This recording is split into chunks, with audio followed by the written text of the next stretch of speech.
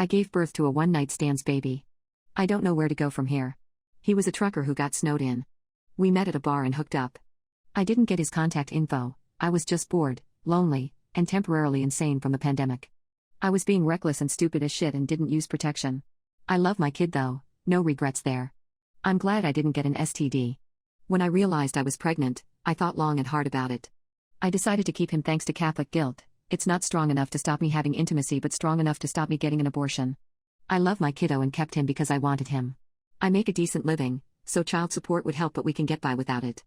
I didn't expect to see the baby daddy again and I was okay with that. My kid has my last name, I didn't know his. I was fine being a single mom and dealing with it myself. Some of my friends have shit baby daddies and they and their kids are better off without them involved. I felt like my kid and I would be better off on our own rather than trying to add someone new to the mix. At least that's what I told myself. But then my friend who works at the gas station happened to see him. She got his name, confirmed it was the same guy, asked for his number for me, and passed it on. I'm sure he feels flattered some random hookup remembered him well enough to get his number. Thanks to her, I can't claim innocence anymore. I have to make a decision. First, do I say anything? I know you're supposed to, but I've heard baby daddy horror stories. If I'd gotten pregnant by a guy I expected to see again but didn't really know, I might have aborted to avoid my kid going through what some have gone through. The thought of letting my baby go to a stranger is unbearable. Who knows what this guy might do if he sues for custody or guardianship? My kid can't even talk to tell me if something happened. I doubt that would happen but still. How can I deprive my kid of a father though? If I didn't know where he was would be different. But imagining having to tell my son I could have found his dad but was too scared? I'm leaning towards telling him but how? Can I just text the news? Should I ask him to meet when he passes through next and tell him in person? What legal stuff should I know about this situation? I'm overthinking probably but I need guidance on what to do. Relevant comment, he's a stranger. I wouldn't invite someone I barely know to take my baby half the time just because he's technically the father.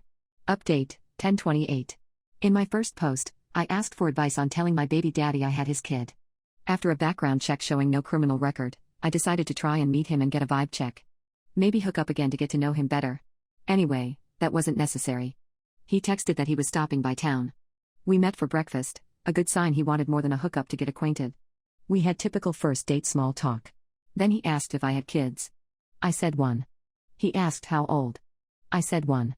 He was like 1 in 1 month? He figured it out himself. My friend insisted he call me. He thought it was either a baby or STD. So I came clean and told him everything. I showed a picture of my cute kid that looks like him. We're getting a paternity test that I know will be positive since he's the only Asian guy I've been with and my kid looks part Asian. But I get him double checking since women lie about that. He says if the kid is his, he's fine paying child support and having supervised visits until I further trust him. He lives in his truck so no judge would grant custody anyway. So that's it. I didn't get the choice on my terms but so far it's working out. Additional comment, let me explain my worry about my baby daddy. My son is 1 year old, totally helpless and dependent on me. I care way more about him than myself now. Every decision I make now revolves around how could this affect my kid? When I first realized I was pregnant, I assumed I'd never see his dad again. I knew explaining that to my son someday would be hard but I prepared for it. What I wasn't prepared for was ever having to decide whether or not to introduce them. That decision can't be undone and anything could happen after. Of course I'd rather my son have a good dad than not.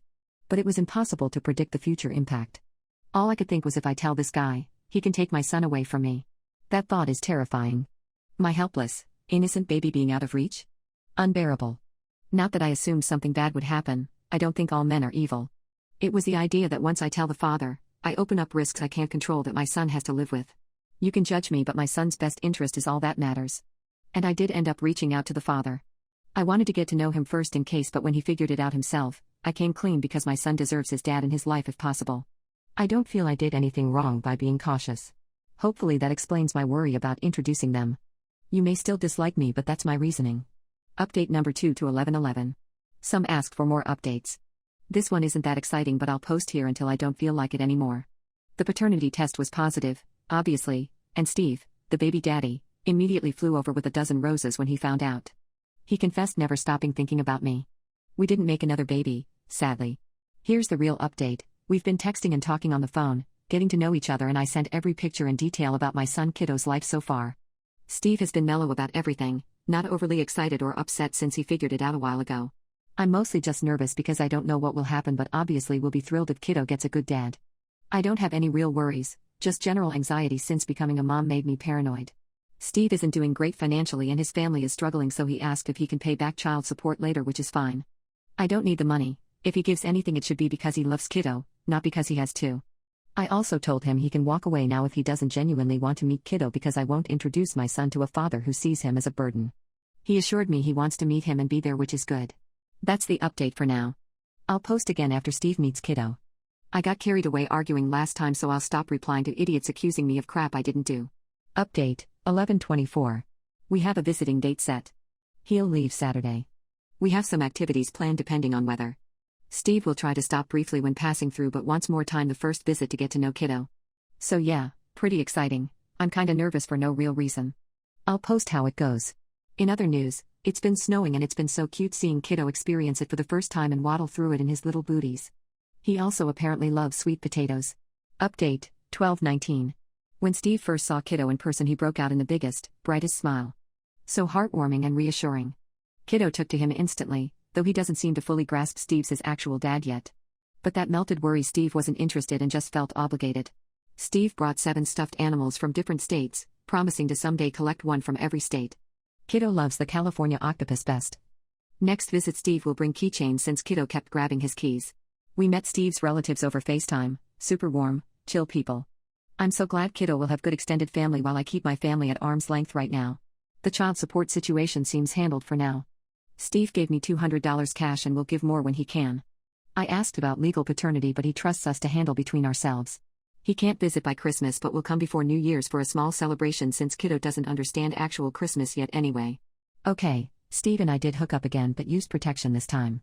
In my defense, it had been 2 years for me. I never will again with a random stranger or without protection. And I'll try to start birth control. But I don't want to give up intimacy forever now that I'm a mom. Judge away if you want. My only concern is if my being intimacy buddies with Steve affects kiddo negatively somehow. I realize that's an uncommon co-parenting situation. If one of us wanted to end things, it could maybe get messy. That happens with actual couples too, though. Anyway, that's everything. Let the judging commence.